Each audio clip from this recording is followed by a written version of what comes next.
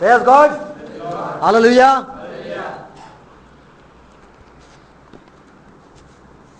ઘણી બાબતો શીખવાની જરૂર છે અને આપણને જ્યાં સુધી ખાતરી ના થાય ત્યાં સુધી આપણે ઘણી બાબતો કરી નથી શકતા. આપણે જેને ખાતરી જરૂરી છે. Praise God. પ્રભુના વચનો જ્યારે વાંચીએ છીએ અને એનો જો આપણે ઊંધો લઈએ છીએ તો આપણે તરત બીજી મંડળીમાં જોડાઈ ગયા છીએ. બેન સાથે વાત કરતા હતા, મેં કીધું કે બીજો વિશ્વાસ, બાઇબલ કહે છે એક વિશ્વાસ. બોલો, એક વિશ્વાસ. એક વિશ્વાસ. આપણે એક પ્રભુમાં માનીએ છીએ, બાપ્તિસ્મામાં માનીએ છીએ ને વિશ્વાસમાં માનીએ છીએ. હવે આ એક વિશ્વાસ શું છે? તો જ્યારે આપણે પાઉલ, પિત્તર, યોહાન સંતો જે હતા તેમની સમજણ સાથે સહેમત થયા છે ત્યારે એક વિશ્વાસમાં આપણે જોડાયા એમ કહેવાય છે. આમેન. Praise God. આ જે એક વિશ્વાસ છે એના માટે અમે એ બહેન સાથે વાત કરતા એ પ્રમાણે કીધું કે ઉત્પત્તિ તેનો બીજો અધ્યાય, માફ કરો, ત્રીજો અધ્યાય તેની 15મી કલમ, ઉત્પત્તિ 15માં લખેલું છે કે સ્ત્રીનું સંતાન ને તારા સંતાન વચ્ચે હું વેર કરાવીશ અને તે તારું માથું છૂંટશે અને તું એની એડી છૂંટશે. આ ત્રીજો અધ્યાય તેની 15મી કલમ વાંચો મોટેથી. ઉત્પત્તિ 3:15. અને તારી ને સ્ત્રીની વચ્ચે તથા તારા સંતાનની ને તેના સંતાનની વચ્ચે હું વેર કરાવીશ. તે તારું માથું છૂંટશે ને તું તેની એડી છૂંટશે. આમેન. આમેન. તો મેં કીધું આ બેન આજે વિશે લખેલું છે, બેનને કીધું તો આના વિશે લોકો અલગ અલગ અભિપ્રાય અલગ અલગ લોકો માને છે. અમુક લોકો એવું માને છે સ્ત્રીનું સંતાન ઈસુ ખ્રિસ્ત છે. શું કહે છે? સ્ત્રીનું સંતાન ઈસુ ખ્રિસ્ત છે. મેં કીધું એ પ્રમાણે અસ્તરબેન માને છે અને બીજા બધા જે છે એ લોકો આવું માને છે. તો બાઇબલની કલમ લઈએ છે અને પવિત્ર આત્મા કે છે અમને દોરે છે અને અમે એનો ખુલાસો કરીએ છીએ અને એક આ ખુલાસો છે અથવા કે અમે એમાં કે છે એ બેન કે હું બી આવું માનું છું. આવી જ મહિલા માનતી હતી. તો મેં કીધું કે આ તમે માનો છો એટલે તમે ભલે કેતનબેનની મિટિંગમાં જાઓ છો પણ તો પણ તમે એસ્તરબેનના સાથે સમજો છો, સહેમત થાવ છો, એનો મતલબ એમ થાય છે. સમજણ પડે કે નહીં પડતી? હા, ના ના, જાય છે કેતનભાઈ ત્યાં પણ સમજે છે એ કે જે એસ્તરબેન ને બીજા બધા જે લોકો માને છે એવું સમજણ ધરાવે છે. તો એક મંડળી બાયોલોજી છે, એક શરીર, એક આત્મા. તો એક આત્માથી પાન કરવામાં આવે છે, એક આત્માનું આપણે શિક્ષણ મળ્યું છે. તો એ જે આત્મા છે એના સાથે સહેમત થવું જરૂર છે. આમેન. તો આ જે એમની સમજણ હતી કે સ્ત્રીનું સંતાન, તો મેં કીધું આ સ્ત્રીનું જે સંતાન છે આ સ્ત્રી કોણ છે? તો કે મરિયમ. તમે મરિયમનો દીકરો ઈસુ ખ્રિસ્ત, ચલો માની લઈએ એવું. હા, અને પછી લખેલું છે તારું સંતાન ને તેનું સંતાન. ચલો મને કહો, મેં કીધું શેતાન, તો શેતાનનું સંતાન કોણ છે? શેતાનનું સંતાન કોણ છે? શેતાનનું સંતાન કોણ છે? શું લખ્યું છે? તારી, સ્ત્રી તારી અને તારું, સ્ત્રી તારી ને તારું ને તેના વચ્ચે વેર, તેનું સંતાન તારું માથું છૂટશે, તારા સંતાન તેના સંતાન વચ્ચે હું વેર કરાવીશ. સ્ત્રી શું વાંચો, ફરતી વાંચો. 3:15. અને તારી અને સ્ત્રીની વચ્ચે તારું સંતાન, સ્ત્રી તારું સંતાન કોણ? તો ઈસુ ખ્રિસ્ત. અને તેના સંતાન વચ્ચે હું વેર કરાવીશ. હા, સારું. તો સ્ત્રીને કીધું પ્રભુએ તારું સંતાન તેનું સંતાન બંને વચ્ચે વેર થશે. તો ઈસુ ખ્રિસ્ત શેતાન સાથે દુશ્મની કરે છે કે શેતાનના જે સંતાન છે તેઓ સાથે દુશ્મન થાય છે? એવું તો કશું લાગતું જ નથી. તો આ જે સમજણ એકદમ કંઈક ખબર ના પડે એવી આ બાબતો કહે છે. હવે બાઇબલમાં જયારે વાંચીએ છીએ, બોલો ઈસુ ખ્રિસ્ત સ્ત્રીનું સંતાન નથી. સ્ત્રીનું સંતાન ઈસુ ખ્રિસ્ત નથી, બાઇબલ એ પ્રમાણે કહે છે. વાંચીએ તો માથેના સુવાર્તા તેનો 11મો અધ્યાય, માથીન લખેલ સુવાર્તા 11મો અધ્યાય. એવું લખેલું છે કે સ્ત્રીઓથી જેટલા જન્મ્યા તેમાં યોહાન બાપ્તિસ્ત કરતા કોઈ મોટો થયો નથી. વાંચો એ કલમ.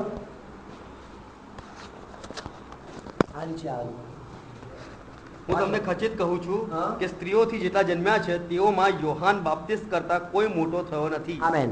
સ્ત્રીઓથી જેટલા જન્મ્યા એમાં ઈસુ ખ્રિસ્ત સ્ત્રીનું સંતાન કહેવાશે. જો ઈસુ ખ્રિસ્ત સ્ત્રીનું સંતાન હોય તો યોહાન બાપ્તિસ્ત કરતા મોટા હોય, પણ ઈસુ ખ્રિસ્ત સ્ત્રીનું સંતાન ન હતા. તો લોકો એમ કહે છે કે સ્ત્રીનું સંતાન એ ઈસુ ખ્રિસ્ત, બાઇબલ પ્રમાણે ના પાડે છે. ઈસુ ખ્રિસ્ત સ્ત્રીનું સંતાન નથી પણ એ દેવનું બીજ છે, એ દેવનું સંતાન છે.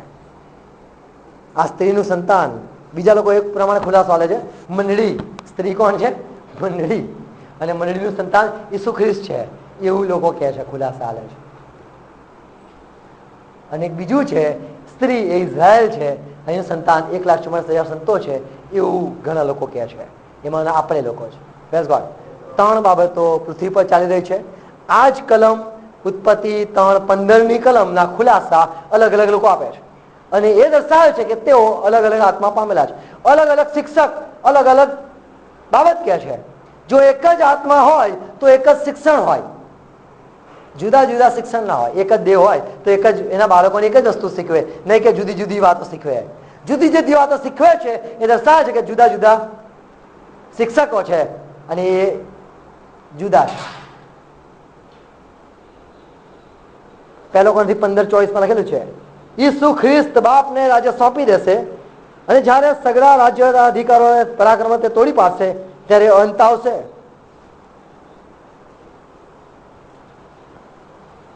પહેલો કોરિન્થી 15:24. પછી જ્યારે તે દેવને બાપને રાજ્ય સોંપી દેશે, જ્યારે તે સગળી રાજ્ય સત્તા તથા સગળો અધિકાર તથા પરાક્રમ તોડી પાડશે ત્યારે અંત આવશે. આમેન. અને આગળ લખેલું છે, ત્યાં સુધી તેને રાજ કરવું જોઈએ. Praise God. અને ગીત શાસ્ત્ર 110 પહેલી કલમમાં લખી છે, યહોવાએ મારા પ્રભુને કહ્યું, દાઉદ કહે છે, યહોવા દેવે મારા પ્રભુ સાથે વાત કરતા કહ્યું, હું તારા શત્રુઓને તારા પગ તળે ન મૂકું ત્યાં સુધી તું મારા જમણે હાથે બેસ. સાંભળો, ફરીથી કહું છું, સાંભળજો. યહોવા દેવે ઈસુ ખ્રિસ્તને કહ્યું કે ઓ ઈસુ ખ્રિસ્ત, તમે તમારે જમણે હાથે બેસો, અને તમારા જે શત્રુ છે તેને હું તમારા પગ તળે ન મૂકું ત્યાં સુધી ઓ ઈસુ ખ્રિસ્ત તમે બેસો. યહોવાએ ઈસુ ખ્રિસ્ત સાથે વાત કરતા કહ્યું, યહોવાએ કહ્યું, યહોવાએ મારા પ્રભુ સાથે વાત કરી એવું દાઉદ કહે છે. મારો પ્રભુ કોણ છે? ઈસુ ખ્રિસ્ત. દાઉદનો પ્રભુ કોણ હતો? ઈસુ ખ્રિસ્ત. ગીત શાસ્ત્ર 110:1, યહોવાએ મારા પ્રભુને કહ્યું. વાંચો. યહોવાએ મારા પ્રભુને કહ્યું કે હું તારા શત્રુઓને તારું પાયસન કરું, ઓ પ્રભુ, તમારા શત્રુઓને તમારા પગ તળે મૂકું ત્યાં સુધી તું મારે જમણે હાથે બેસ. ત્યાં સુધી તમે બેસો. તમે પગ તળે ના છૂંદો, તમે બાજુ બેસો. એવું લખ્યું છે ને? એવું છે. તારા શત્રુઓને તારા પગ તળે ના મૂકું ત્યાં સુધી હું એ કરીશ. જમણે હાથે બેસો. ઈસુ ખ્રિસ્ત સ્વરસ્તંભ પર જે કાર્ય માટે આવેલા, એમને કાર્ય પૂરું કરીને કીધું સંપૂર્ણ થયું. Praise God. એ જીવ આપવા આવેલા, એ કિંમત ચૂકવવા માટે આવેલા, પાપનું પરિણામ મરણ વેતન એ આપવા આવેલા, અને બાપને સંતુષ્ટ કર્યા. Praise God. અને જે ન્યાયપણું છે એ લખ્યું છે કે પાપી માણસ જે ઉદ્ધાર છે એના માટે જે કિંમત છે એ દેવ આંખે છે, અને દેવે નક્કી કરેલી કિંમત કે માણસને બદલે માણસ મરવો જોઈએ, અને ઈસુ ખ્રિસ્ત આપણા માટે મરી ગયા. આમેન. Praise God. કારણ કે આમ આપણે કદાચ કહીએ કે દેવ પ્રભુ મને કિંમત ચૂકવાની, સાંભળજો, જો હું કિંમત ચૂકવું છું, સાંભળજો, જો હું પોતે કિંમત ચૂકવું છું, પણ જેના સંબંધ મેં તો પાપ કર્યું નથી, પાપ તો મારા દાદાએ કરેલું, આદમે, હાકે ને, તો કિંમત હું કામ ચૂકવું છું? જો આદમે પાપ કર્યું હોય તો હું શું કામ કિંમત ચૂકવું? સીધી વાત નથી. પાપ આદમ કરેલું ફળ મને કેમ ભોગવવાનું આવે? તો ઈશ્વરે બહુ સરસ બાબત કરી. Praise God. આદમે પાપ કર્યું તો એનું પરિણામ એક માણસે આજ્ઞાભંગ કરીને કઈ વાંધો નહીં, એનું પાપ લઈ લઉં છું. એટલે એના અંદર જેટલું પણ છે એમાં તમે હું બધા આવી ગયા. Praise God. બધાના પાપ માફ. આમેન. Praise God. આ ઈશ્વરની યોજના હતી. એવું નથી કે આપણે કશું કરવું પડે છે, કારણ કે આપણે એમ કહે પ્રભુ પાપ તો મેં કઈ કર્યું નથી. હા, એવું લખ્યું છે, એક માણસથી પાપ આવ્યું અને પાપથી મરણ. અને એવું લખ્યું છે સગળાએ પાપ કર્યું પછી, કારણ કે બધામાં પાપ છે. પણ આદમ જે આજ્ઞાભંગ કર્યું તો ઈસુ ખ્રિસ્તે આજ્ઞા પાલન કર્યું અને દેવને કિંમત આપી. આમેન. તો એક માણસથી પાપ તો એક માણસથી જીવન. આમેન. એક માણસ મૃત્યુ લાવ્યો તો બીજા માણસ જીવન લાવ્યો. Praise God. આમેન. હાલેલુયા. તો ઈસુ ખ્રિસ્તે કહેવામાં આવ્યું તમે જમણે હાથે બેસો.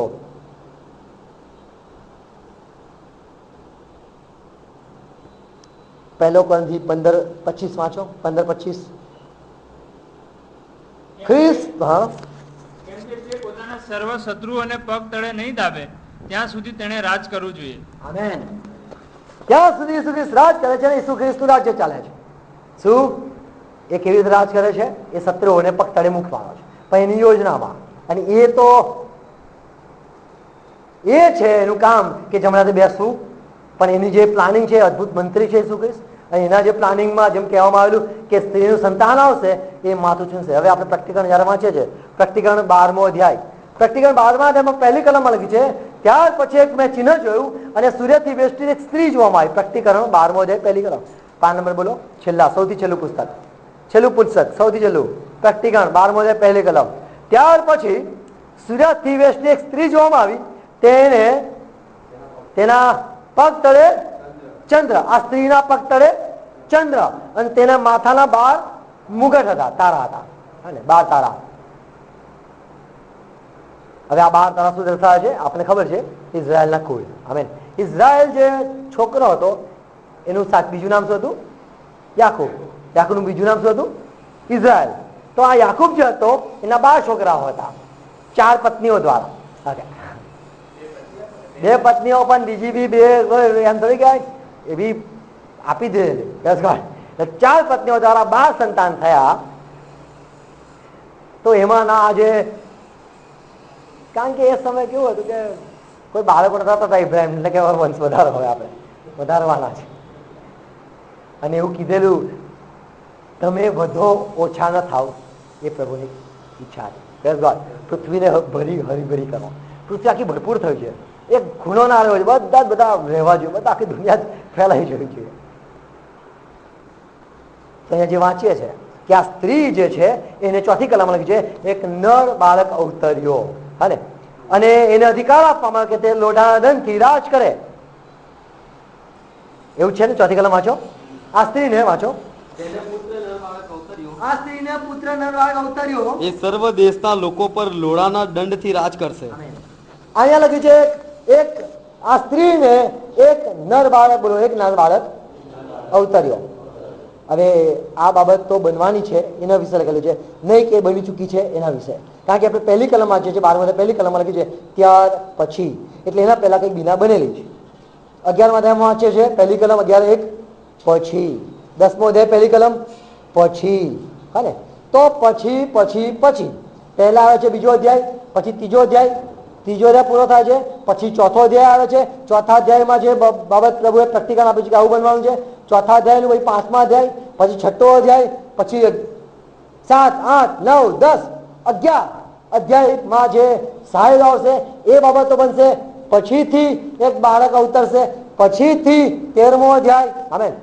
તે ક્રમમાં લખેલું છે ને, કે કશું ગૂંચવાયેલું છે, એટલે ક્રમ દર્શાવે છે. તો એ કહેવાય કે અહીંયા આ સ્ત્રીનું સંતાન ઈસુ ખ્રિસ્ત નથી. આ સ્ત્રી એ ઇઝરાયલ છે, જેને 12 તારાનો મુગટ, 12 તારાઓ છે જેના મુગટમાં, અને જેને પગ તળે ચંદ્ર છે. અને આ સ્ત્રીને એક નર બાળક અવતરે છે. હવે આ એક બાળક એ શું છે? બાઇબલ એવું કહે છે 11મા અધ્યાયમાં, 11મા અધ્યાય 3જી કલમ, આજ હા પ્રકટીકરણ તેનો 11મા અધ્યાય 3જી કલમ એવું લખેલું છે, વાંચો. મારા બે સાહેદો ટાટ પહેરીને 1260 દિવસ સુધી પ્રબોધ કરે. આમેન. તો બે સાહેદો જ્યારે આવશે, બે પ્રબોધકો આવશે ઇઝરાયલમાં, જ્યારે પ્રભુના લોકો ઉંચકાઈ જશે, સાંભળો, ત્યારે બે સાહેદો, બે પ્રબોધકો આવશે અને તેઓ ઇઝરાયલમાં પ્રચાર કરશે અને ચિહ્નો ચમત્કારો કરશે અને કહેશે અમને દેવે મોકલેલા છે. અને ઈસુ ખ્રિસ્તને જે મારી નાખવામાં આવેલો ને એ જીવતો થયો છે, અને જીવતો છે, અને એ મધ્યસ્થ છે. એક માણસ મારફતે પાપ આવ્યું તો બીજા મારફતે ઉદ્ધાર આવે છે. આમેન. અને સુવાર્તા સમજાવશે, અને જે લોકો વિશ્વાસ કરશે તેમાંના 1,44,000 કહેવાશે, અને તેઓને કહેવાશે એક સંતાન. Praise God. જેમ માની લો કે બહુ મોટી ક્રુઝર હોય, બહુ મોટી મીટિંગ હોય, માસ મીટિંગ હોય, બહુ બધા લોકો ભેગા થયા હોય, અને એમાં કોઈ પ્રચાર કરતો હોય, પ્રભુનું વચન કહેતો હોય, અને એમાં માની લો કે 100 માણસો એક જ સાથે પ્રભુને જીવન સોંપે, તો એમ કહેવાય કે 100 એક જ સમયે જન્મ્યા, એવું કહેવાય. તો એમ કહેવાય એક જ બાળક જન્મ્યું એક જ સમયે, હા, કારણ કે એક જ સંદેશામાં, જેમ કે એક જ માં કદાચ કોઈને 6 બાળકો થઈ જાય છે, કોઈને 2 બાળકો જન્મે છે, ટ્વિન્સ, હા કે ના, એક જ મેસેજમાં. એમ જે છે એક જે દેશ ઉત્પન્ન થવાનો છે, બાઇબલમાં છે યશાયાનો 66, તેની કઈ કલમ છે? 7મી કલમ. ચૂંક આવે પહેલા તેને પ્રસવ થયો. હા, પ્રસવ વેદના ઓકે, 7મી કલમ વાંચો. ચૂક આવ્યા પહેલા તેને પ્રસવ થયો, હા. પ્રસવ વેદના થયા પહેલા તેને છોકરો સાંપડ્યો. આ પ્રમાણે કોણે સાંભળ્યું છે? આ પ્રમાણે કોણે જોયું છે? શું એક દિવસમાં દેશનો પ્રસવ થાય? શું પ્રજા એકાએક જન્મ પામે? પરંતુ સિયોનને પ્રસવ વેદના થઈ કે તરત જ તેણે પોતાના છોકરાને જન્મ આપ્યો. આમેન. તો શું એ બની શકે? દેશ એકાએક જન્મ પામી શકે? હા. કોઈ એક મેસેજમાં લોકો મિલિટરી બની જાય, આખું આર્મી બની શકાય એક જ મેસેજમાં.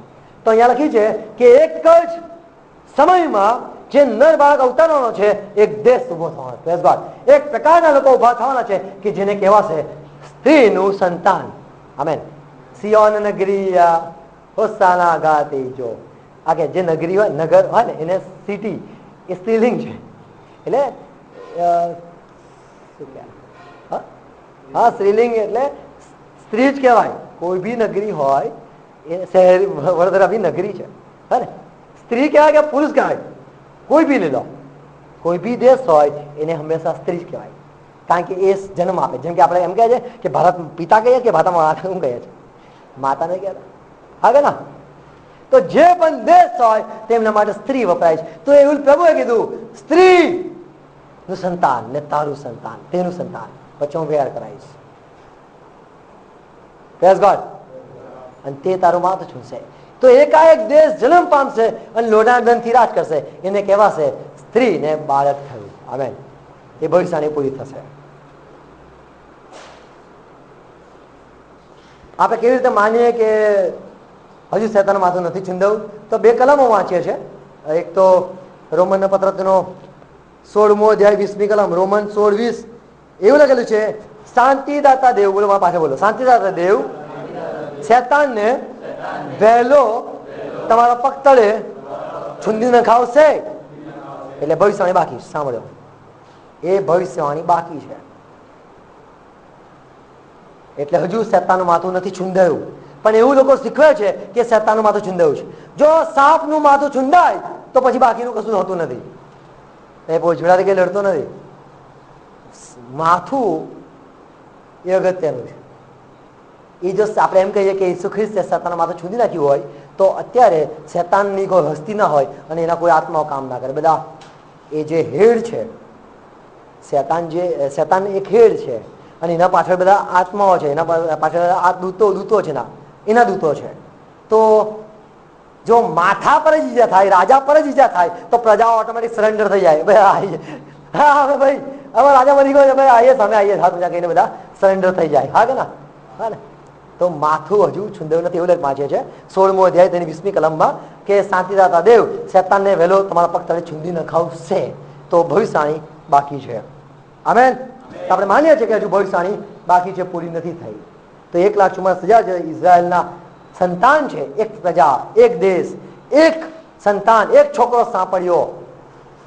અને એ બે પ્રબોધકો આવશે, પ્રચાર કરશે. એ સમયે જે ઇઝરાયલમાંથી એક સંતાન ઊભું થશે અને તે લોઢાથી રાજ કરશે અને શેતાનનું માથું છૂનશે. એવું ત્યારે કહેવાશે. Praise God. બીજે કલમ વાંચીએ છીએ ગીત શાસ્ત્ર તેનો 91 અધ્યાય, ગીત શાસ્ત્ર 91 તેની આ કલમ વાંચો. માથું કઈ ગવારું પગ તળે મુકસારું. વાંચો 12મી કલમ. તેઓ પોતાને હાથે તને ધરી રાખશે, હા. રાખીને તારો પગ પથ્થર પર અફડાય. ઓકે. પછી તું સિંહ તથા સાપ પગ પર મૂકશે. સિંહના બચ્ચાને તથા એરુને તું છુંદી નાખશે. સારું, તું છુંદી નાખશે, તું પગ પર મૂકશે, તને દૂતો ધરી લેશે. સાંભળો, આ જો ઈસુ ખ્રિસ્ત માટે ભવિષ્યવાણી હોય તો ઈસુ ખ્રિસ્ત પોતાને ઉપરથી પાડી નાખત અને દૂતો તેને ઉચકી લે. તું લખ્યું છે ને બધું, તારા માટે આ, તારા માટે આ, તારા માટે આ. તો જો ઈસુ ખ્રિસ્ત માટે ભવિષ્યવાણી હોત તો ઈસુ ખ્રિસ્ત ઉપરથી કૂદત અને દૂતો તેને ધરી લે અને ભવિષ્યવાણી પૂરી થાત કે તે દૂતોને આજ્ઞા કરશે કે તે તને ઉચકી લેશે. આમેન. તો જો ઈસુ ખ્રિસ્ત માટે પેલી ભવિષ્યવાણી ઉપરની પૂરી ના થઈ એમ એટલે એનો મતલબ એમ કે એ ભવિષ્યવાણી ઈસુ ખ્રિસ્ત માટે નથી. તો નીચેની પણ ભવિષ્યવાણી જે લખી છે કે તું સિંહના બચ્ચા અને એરુને છુંદી નાખશે, તો એ પણ એ ભવિષ્યવાણી એના માટે નથી, એ સાબિત થાય છે. સમજાય કે નહીં? જો 12મી કલમની ભવિષ્યવાણી ઈસુ ખ્રિસ્ત માટે નથી તો એનો મતલબ એમ છે કે 13મી ભવિષ્યવાણી પણ એના માટે નથી. Praise God. તો આ જે 91 અધ્યાય છે એ 90મા અધ્યાય પછી આવે છે. તો 90મા અધ્યાયમાં ઉપરમાં લખેલું છે મૂસાની પ્રાર્થના અને આ ઇઝરાયલ માટે પ્રાર્થના છે. આમેન. તો ઇઝરાયલ પ્રજા જે છે તેમના માટે છે કે મરકી તારી તંબુ પાસે આવશે નહીં. આમેન. 1000 આમ ને 10,000 આમ તારી પાસે તારી બાજુ પડશે પણ તને અડકશે નહીં. તો આ ઇઝરાયલની જે 1,44,000 સંતો છે, ખરા ઇઝરાયલીઓ છે, તેઓ માટે વચન છે. Praise God.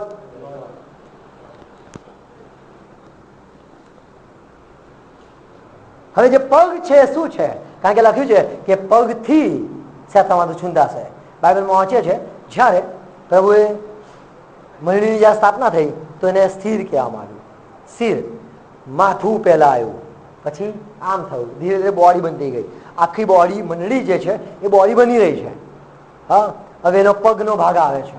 હવે જ્યારે મંડળી પૂરી થઈ જશે, પગનો ભાગ આવશે, એટલે એમ કહેવાશે કે જે છેલ્લા જે છે તેઓ જે પહેલાથી પસંદ કરેલા તેઓ હતા. આમેન. તમે કીધું જે છેલ્લા તેઓ પહેલા. Praise God. તો જે છેલ્લો ભાગ જે છે એનાથી, એટલે જે ઇઝરાયલના 1,44,000 છે એ લોકો મંડળીના છેલ્લો ભાગ છે. Praise God. બોલો, મંડળીનો છેલ્લો ભાગ 1,44,000 સંતો છે કે જેઓ પ્રથમથી હતા. આમેન. બહુ પ્રથમથી પસંદ કરવામાં આવેલા એ લોકો માટે એ પ્રમાણે લખેલું છે. પ્રકટીકરણ તેનો 19મો અધ્યાય 14મો અધ્યાય વાંચો. પ્રકટીકરણ 14મો અધ્યાય. પ્રકટીકરણ 14મો અધ્યાય 3જી કલમ. તેઓ રાજસ્થાનની 4 પ્રાણીની વડીલોની વચમાં જાણે કે નવું કીર્તન ગાય છે. પૃથ્વી પરથી જે 1,44,000 ને ખરીદવામાં આવ્યા હતા તેઓ વગર બીજું કોઈ એ કીર્તન શીખ્યું નથી. તેઓ સ્ત્રીઓના સંસર્ગથી જેઓ પવિત્ર થયા નથી, તેઓ એ છે કેમ કે તેઓ કુંવારા છે. અને હલવાન જ્યાં જાય છે ત્યાં તેની પાછળ જે ચાલનારા છે તેઓ એ છે. તેઓને દેવને સારું તથા હલવાનને સારું પ્રથમ ફળ થવાને માણસોમાંથી ખરીદવામાં આવ્યા હતા. તેઓના મોનમાં અસત્ય ન હતું, તેઓ નિર્દોષ છે. આમેન. તો આવા જે પ્રભુના બાળકો છે કે પ્રભુએ જે રાખેલા છે તેઓ છેલ્લા સમયમાં તાણ પામશે. છેલ્લા સમયમાં તેઓ પ્રભુ પાસે આવશે અને એમ કહેવાશે કે મંડળીનો છેલ્લો ભાગ પગ અને પગથી શેતાનનું જે માથું છે એ છૂંટવામાં આવશે. Praise God. તો આવા વિશ્વાસમાં જ્યારે આપણે હેમત થઈએ છે, સાંભળજો, તેમ કહેવાય કે આપણે એક વિશ્વાસમાં થયા. Praise God. આમેન. તેવી ઘણી બાબતો છે કે જે કલમોના આપણે કદાચ જુદા અર્થ લઈ લઈએ છીએ અને આપણે એને જુદું સમજીએ છીએ પણ આપણે કહેતા નથી તો કંઈ ખબર નથી પડતી કે તમારો વિશ્વાસ શું છે. એવું લાગે છે હિબ્રુ પત્ર 11 3જી કલમમાં હિબ્રુ 11:2 વાંચો. હિબ્રુ 11:3 વાંચો. આપણે વિશ્વાસથી વાંચો. વિશ્વાસથી આપણે સમજીએ છીએ હા કે દેવના શબ્દથી જગતો ઉત્પન્ન થયા. એટલે જે દ્રશ્યમાન દ્રશ્ય છે તે દ્રશ્યમાન વસ્તુઓથી ઉત્પન્ન થયા નથી. ઓકે, બસ એટલું જ. આપણે વિશ્વાસથી સમજીએ છીએ. એટલે વિશ્વાસ તો છે પણ કહીએ છીએ જ્યારે સમજ જે પડે છે આપણને, બોલો, મને જે સમજણ પડે છે એ મારો વિશ્વાસ છે. કંઈ પણ બાબત કહેવામાં આવે, દેવ જગત પર પ્રેમ કર્યો અને પોતાને એકાકી જનિત દીકરો આપ્યો, તો જ્યારે તમે સાંભળો છો, તમે જ્યારે વિચારો છો એમ સમજો છો એકાએકી જનિત એટલે એકનો એક દીકરો બાપના પેટમાં હતો ને એક દીકરો આલ્યો, તો તમારો એવો વિશ્વાસ છે. તમે જે સમજો છો એ તમારો વિશ્વાસ છે. બોલો, એકાકી જનિત દીકરો એટલે કેવી રીતે? ચલો મને કહો, એકાકી જનિત એટલે શું? બોલો, એકાકી જનિત એટલે શું? ઓકે, સારું. બોલો, એકાકી જનિત એટલે શું? કષ્ટ સહિત જણેલો. કષ્ટ સહિત જણેલો. કારે જન્મ આપ્યો? પુનરુત્થાન. આમેન. પુનરુત્થાને એને જન્મ થયો. કારણ કે તે ક્યારે ત્યાં શું હતો? અંધારામાં હતો, કબરમાં હતો ને, જયારે મરણ વેદનામાં હતો ને, બંધનમાં હતો ને, ત્યારે એમ કહેવાય પેટમાં હતો અને ત્યાંથી બહાર નીકળ્યો, કષ્ટ સાથે બહાર નીકળ્યો, અંધારામાંથી બહાર નીકળ્યો. જ્યાં મૃત્યુલોક છે એમાંથી બહાર આવે. તો પેટમાં બાળક હોય ને ત્યારે શું અંધારામાં હોય, શ્વાસ લેવાની ઘણી તકલીફ પડી જાય. અમુક જો એવું વધારે ચરબી હોય તો એવું છે કે અંદર જીવન એવું નહીં, પાણી ઓછું થઈ જાય તો મરવાનું બી શક્યતા, અને કદાચ પાણી ગળી જવાનું તોય શક્યતા, ઘણી બધી શક્યતા છે પેટમાં. જીવતું બહાર નીકળે એ તો બહુ મોટી વાત છે. સારું, તો ઈસુ ખ્રિસ્ત જે બહાર નીકળ્યા ત્યારે કીધું કે આજે મેં તને જન્મ આપ્યો છે. તો આપણે યોહાન 3:16, દેવે જગત પર એટલો પ્રેમ કર્યો કે તેને પોતાનો એકાકી જને દીકરો, એટલે એ કબરમાંથી, દુઃખોમાંથી, એમ કહીએ કે પીડાના સ્થાનમાંથી, મરણ વેદનામાંથી બહાર કાઢીને જન્મ આપ્યો. આમેન. અને આપણે એના પર વિશ્વાસ કરીએ છીએ. Praise God. તો આપણે જે સમજીએ છીએ એ આપણો વિશ્વાસ છે. તો આ જે ઉત્પત્તિ 3:15 જે બાબત છે, ઈસુ ખ્રિસ્ત સ્ત્રીનું સંતાન નથી. સંતાન માટે ગ્રીકમાં અથવા બીજી ઇંગ્લિશમાં જે શબ્દ લખાયો છે સીડ, એટલે સ્ત્રીનું બીજ. બીજ શબ્દ લખાયો, બીજ. અને પાઉલ એવું કહે છે રોમન પત્ર તેનો 9મો અધ્યાય 29મી કલમ, 9:29, બીજ. 9:29 વાંચો. એમ જ યશાયાએ આગળ પણ કહ્યું હતું કે જો સૈન્યોના પ્રભુએ આપણે સારું બીજ રહેવા દીધું ન હોત તો આપણે સદોમ તથા ગમોરાના જેવા થઈ ગયા હોત. હા, એ બીજ રહેવા દીધેલું છે કે જેથી આપણો પૂરો નાશ ન થાય. આમેન. ઈસુ ખ્રિસ્ત જો બીજ હોય, સાંભળો તો સાંભળજો, અહીંયા જો, ઈસુ ખ્રિસ્ત જો બીજ હોય તો એ બીજા બીજ બી આપે. એનાથી જે કોમ ઉત્પન્ન થાય ને એકદમ પરફેક્ટ કોમ ઉત્પન્ન થાય. કે આ બીજ એવું નથી લખ્યું કે બીજ રહેવા દીધેલું કે જેનાથી શેતાનનો શત્રુનો નાશ થાય, ને તો સદમ ગુમારા જેવી હાલત થઈ જાય. તો લડવા માટે એક બીજ ઈશ્વર રાખેલું છે.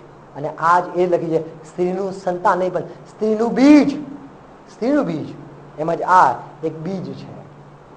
એ તો સદમ ગોવાના જેવા કે છે, સદમ ગોવાના એવા નાશ થાય, કારણ કે તેઓ લડ્યા નહીં. કોઈ એવો માણસ નતો કે જે શેતાની સામે થઈ શકે. પણ જે પ્રભુના 1,44,000 સંતો છે જે આવવાના છે, 2 સાયદો એટલે 2 પ્રબોધકો આવશે, ઇઝરાયલમાં પ્રચાર કરશે, ચમત્કારો કરશે, અને તેઓ આગ વરસાવશે, તેઓ વરસાદ બંધ કરી શકશે.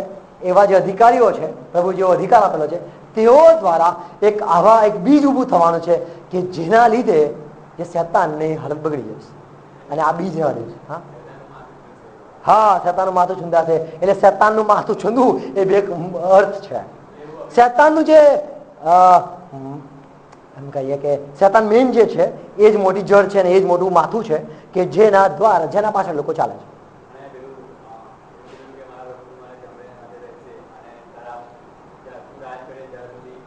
હું, બાપ એવું કે છે કે દીકરા હું, એવું કે છે. એટલે પ્રભુ હું, ઈસુ હું, બાપ એવું કે છે કે તું મારા જમણા હાથે બેસ.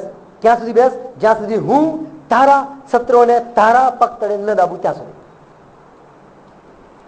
તું બેસ. તો આખું પ્લાનિંગમાં એક બીજ રહેવા દીધું છે. Praise God.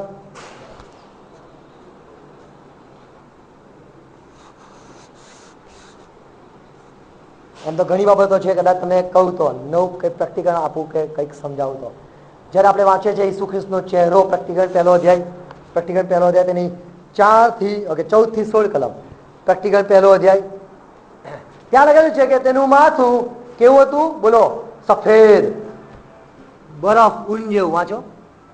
તેનું માથું તથા કેસ ધોળા ઊનના જેવા બરફની માફક શ્વેત હતા. આમેન. સારું. તેનું માથું કેવું હતું? એકદમ ચમકતું. હા ને? સાંભળજો, માથું અને પગ કેવા હતા? પગ કેવા હતા? 16મી કલમ. તેના જમણા હાથના પગ 16મી કલમ. ઓકે, વાંચો. આમેન. અને કેવી રીતે? શુદ્ધ કરેલા અગ્નિમાંથી, ભઠ્ઠીમાંથી. તો જે માથું છે ને, સાંભળો, એ મંડળીનો પ્રથમ ભાગ કહીએ, એકદમ સરસ રીતે, એકદમ સરસ, કોઈ જાતનું કોઈ ટેન્શન નહીં, કોઈ જાતનું કશું નહીં, કોઈ વિરોધો નહીં, કોઈ કશું નહીં, એવી રીતે માથું બહાર નીકળેલું. અને જે પગ છે ને એ છેલ્લો ભાગ છે શરીરનો, એટલે મંડળીનો જે છેલ્લો અંશ છે એ અગ્નિમાંથી બહાર નીકળેલો ને એવો હશે. અને એ જે પગ છે ને એટલે મંડળીનો છેલ્લો ભાગ, એના દ્વારા શેતાન માથું છૂંદવામાં આવશે. અને આ એક ભઠ્ઠીમાંથી બહાર નીકળેલા લોકો હોય ને એવા ગણાશે. Praise God. હાલો લઈ જા.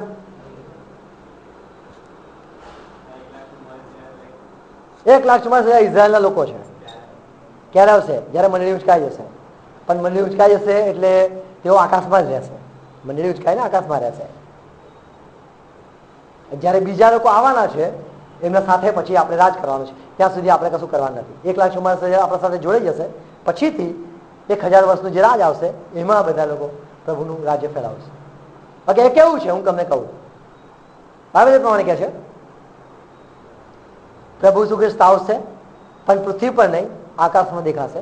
રણસીંગડું વાગશે એટલે એવો અવાજ હશે, આવો આવો, એવો અંદર બોલાવટ લાગશે. અંદર શું? અંદર લાગશે કે કોઈ બોલાઈ રહ્યું છે. અને આપણે ખેંચાઈશું. આમે રૂપાંતર થશે, ખેંચાઈ જઈશું અને સ્વર્ગમાં જતા રહીશું. અને ઘણા જે ખ્રિસ્તી હશે, ઘણા લોકો રહી ગયા છે, તેઓ આપણને કદાચ જોઈ શકશે. અમુક જે પ્રભુમાં હશે, એટલે પ્રભુમાં નહીં હોય પણ જાણતા હશે બધી બાબતો, બધા આત્માઓને બધી બાબતોમાં માનતા હશે, એ બધા જોઈ શકશે કે આ લોકો જઈ રહ્યા છે. અને પછી એ જે ઉચકાઈ જશે એ લોકો વચ્ચે રહેશે આકાશમાં. એટલે કે અહીંયા રહેશે, પ્રભુએ જ્યાં નક્કી કરેલું સ્થળ છે ત્યાં આ બધા આત્માઓ રહેશે. અને એમ કહેવામાં આવશે હજુ બીજા બધા બાકી છે કે જેઓ મરવાની અણી પર છે. એવા લોકો બાકી છે કે જે સંખ્યા પૂરી ન થાય ત્યાં સુધી તમે આરામ કર્યા કરો. તો એ સંખ્યા પૂરી થવા માટે એ જે પૂરો મંડળીનો આંકડો જે પ્રભુએ નક્કી કરેલો છે એ બધા વાણમાં આવવાના છે. પણ અમુક જે બાકી રહેવાના છે એ લોકો પૃથ્વી પર રહેવાના છે. અને ત્યાં શેતાનનું રાજ્ય તરફ શરૂ થશે. 7 વર્ષનો ગાળો હશે. કેટલા વર્ષનો? 7 વર્ષનો ગાળો હશે. એ દરમિયાન શેતાન એમ કહેશે ઇઝરાયલીઓને કે હું તમને મંદિર બાંધવા દઉં છું. મંદિર બાંધો. તમને જે પેલો આવેલો ઈસુ એને એવું કીધું ને શાંતિ લઈ લેવા આવ્યો છું અને હું તો તલવાર ચલાવું છું, એવું જ સાચું છે તું. હવે હું તમને ખરી શાંતિ આપું છું. કારણ કે પેલેસ્ટાઇન સામે ને તમારા સામે ઇઝરાયલ સામે જે યુદ્ધ ચલાવે છે ને, આ મોમેડિયન તમને બાંધવા નહીં દેતા ને પાછળ. શું?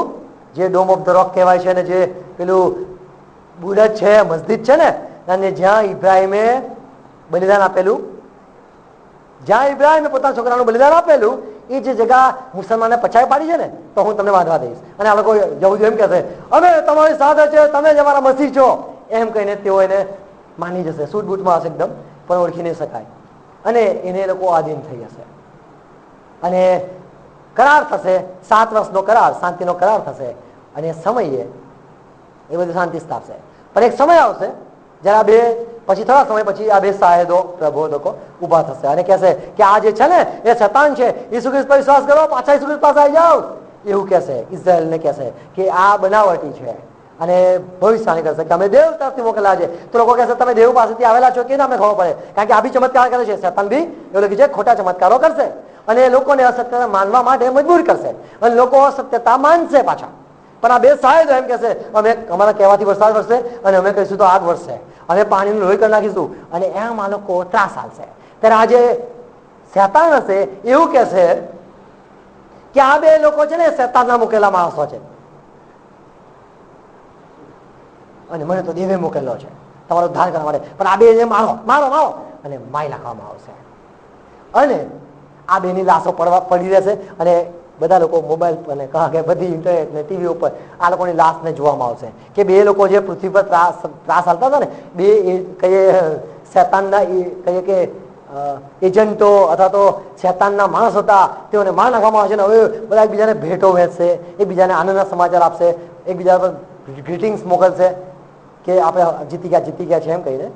અને આ બે સાહેબો બે પ્રબોધકો હતા, તેઓ પાછા ઉભા થશે અને આકાશમાં જશે. અને ત્યારે ઇઝરાયલીઓ કહેશે કે આ હું થઈ ગયું છે, અમે જેને માર્યા તો જીવતા થઈ ગયા. અને આ લોકોની જે પ્રોફેસીઓ હશે, આ લોકો જે 1,44,000 જે ભવ્ય ભાષણો હાલતા હશે, એ દરમિયાનમાં એમના જીવન દરમિયાન, એમની સેવા દરમિયાન 1,44,000 પસ્તાવ કરીને પ્રભુનું જીવન સોંપશે એ સમય દરમિયાન. અને પછી શૈતાનને ખબર પડશે કે મારું આવી બન્યું છે, ત્યારે તરત કરાર તોડી નાખશે. કરાર કેવી રીતે તોડશે? એને જે શાંતિનો કરાર કર્યો છે, સમાધાન કર્યો છે, એ એમ કહેશે કે હવે મારું ભજન કરો, જે મંદિર મેં બાંધ્યું ને મારું ભજન કરો. અને લોકોને ખબર પડશે કે આ તો પોતાનું ભજન કરવાનું કહે છે. જ્યારે ઈસુ ખ્રિસ્તે કદી નથી કીધું કે મારું ભજન કરો. ઈસુ ખ્રિસ્તે એવું કીધું છે કે અમે જેને જાણીએ છીએ ને તેનું ભજન કરીએ છીએ. આમેન. ઈસુ ખ્રિસ્તે કદી નથી કીધું મારું ભજન કરો. તો એમ જોઈ ઓળખી લેશે કે ઈસુ ખ્રિસ્ત છે અને આ શૈતાન છે. અને શૈતાનને ખબર પડશે કે હવે કાબુમાં નથી રહેતી મારી પ્રજા અને હવે આ લોકો મારો વિરોધ કરવા લાગી ગયા છે, કારણ કે હું દેવ હોવાનો દાવો કરું છું અને આ લોકો મને હવે સ્વીકારતા નથી. તો શૈતાન લોકોને છાપ અપાવશે અને કહેશે હવે આ જેના પાસે છાપ હશે તેઓ લઈ શકે, ખરીદી શકે અને તેઓ જ જીવી શકે.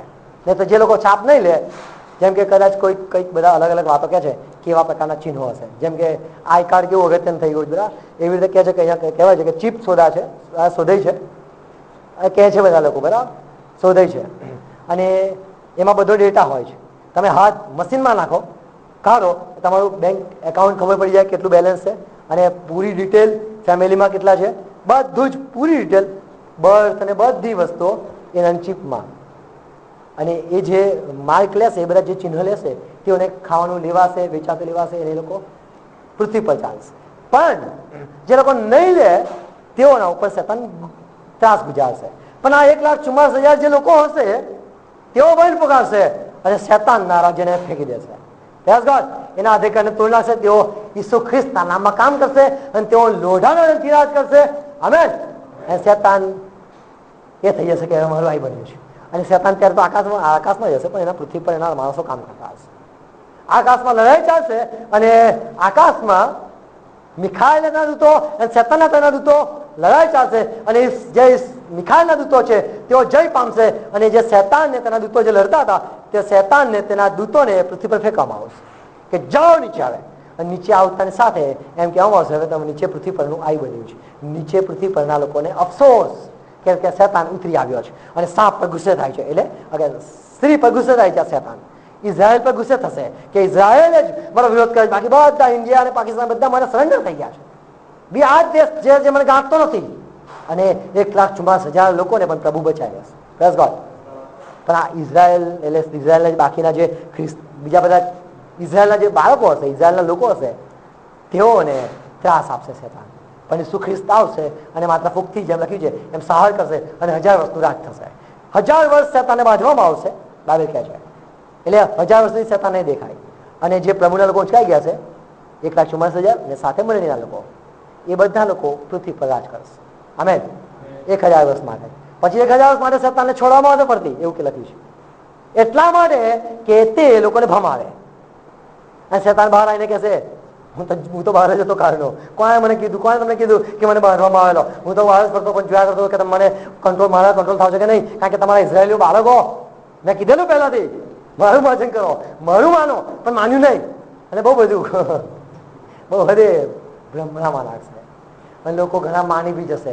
જો આજે યોહાના સાક્ષીમાં લોકો જોડાઈ શકે છે, જો આજે ઓનલી જીસસમાં જે લોકો જોડાઈ શકે છે, તો સમજી લો એ જે ભમાવનાર આત્મા છે એ કેટલો પાવરફુલ છે કે જે લોકો ભમાઈ શકે છે. જો આ સ્ત્રીનું સંતાન વિશે ગેરસમજો જો છે અને લોકો જુદું જુદું માને છે, તો કેટલા હદે સ્ટ્રોંગલી કામ કરી રહ્યા છે એ તો સમજવું પડે છે ને. કેટલો બધા લોકો એવા બંધનમાં છે, તો આપણે જરૂર છે. હા બોલો. હિબ્રી પત્ર 10મો અધ્યાય હું વાંચું છું, 12-13. પણ એ તો એટલે ઈસુ ખ્રિસ્ત પાપોને માટે એક બલિદાન સદાકાળને સારું કરીને દેવની જમણી તરફ બિરાજેલો છે અને હવે પછી તેના વેરીઓને તેના પાયાસન કરવામાં આવે ત્યાં સુધી તે વાટ જુએ છે. Amen.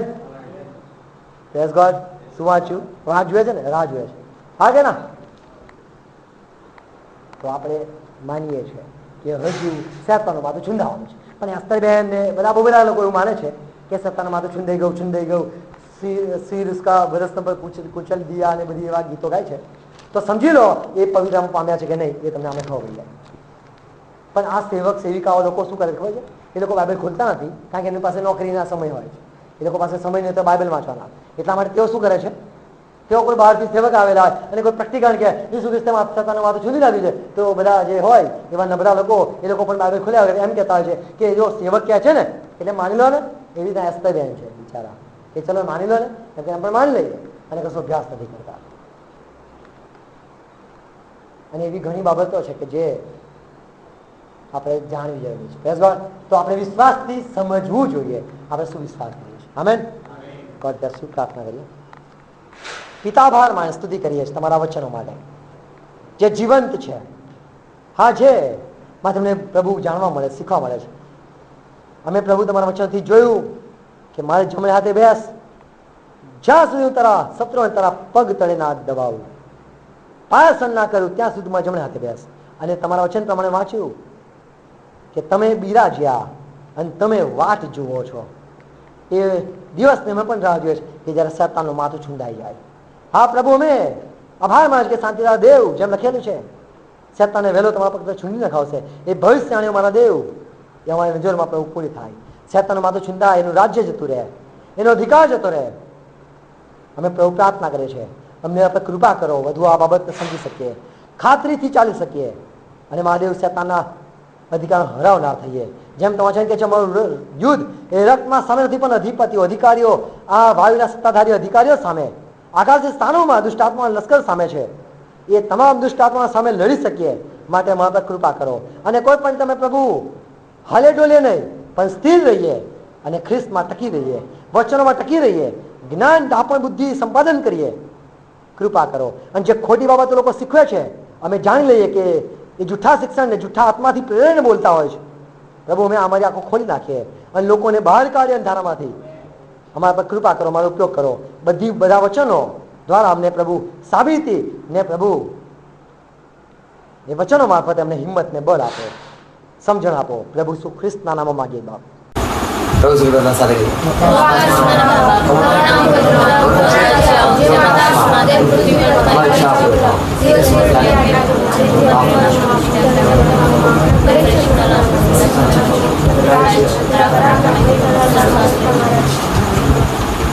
Let's go. Praise God.